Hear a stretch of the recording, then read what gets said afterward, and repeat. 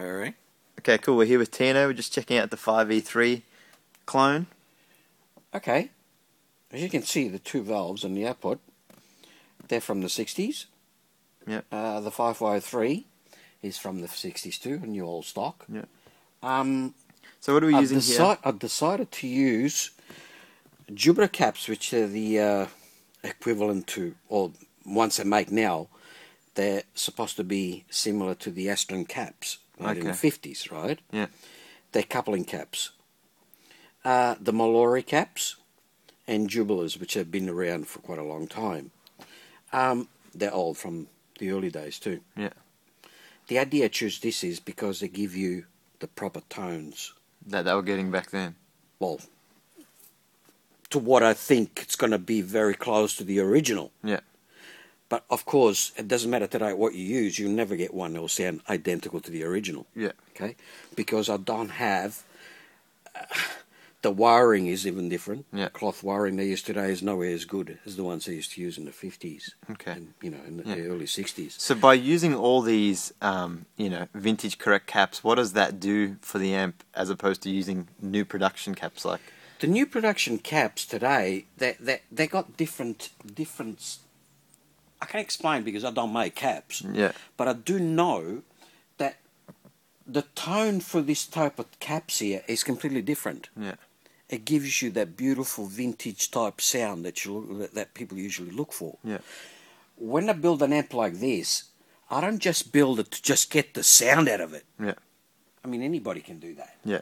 I'll try to build it. They're trying to get it to close to the original as I can. Yeah. So in other words, using all the the carbon film resistors, as many as I can get in there. Yeah.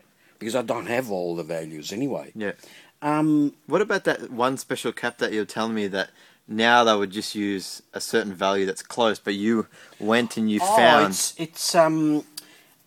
This is a tone...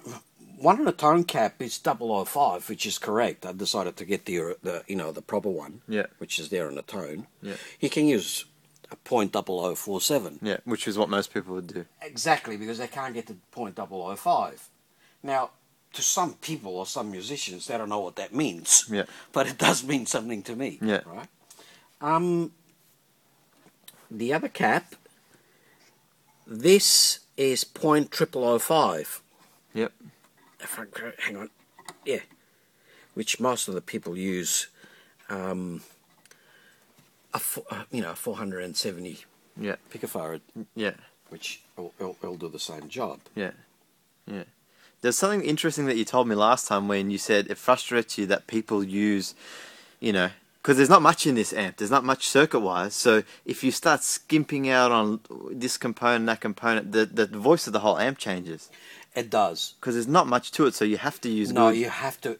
Look, honestly, if you want the amp to sound somewhere near as the original one, you're going to have to try to use all the best parts you can actually get. Yeah.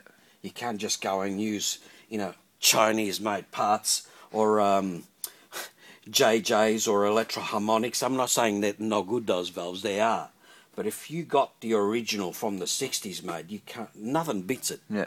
And because you played on this amp and you know exactly how this amp sounds. It's harmonically rich. Every note just sustains and rings. Yeah, well, it's very close to the original one because it actually sounds similar. Yeah.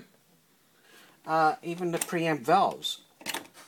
A Baldwin valve, they used to make them in the 50s. Yeah. The Amprex, which is one of the early valves too, is pretty good. Yeah. 12IY7. 12IX7 Baldwin. Yeah. And even the speaker. Yeah. It's a P12R. P12R. Which is... Original P12R. Exactly. Yeah.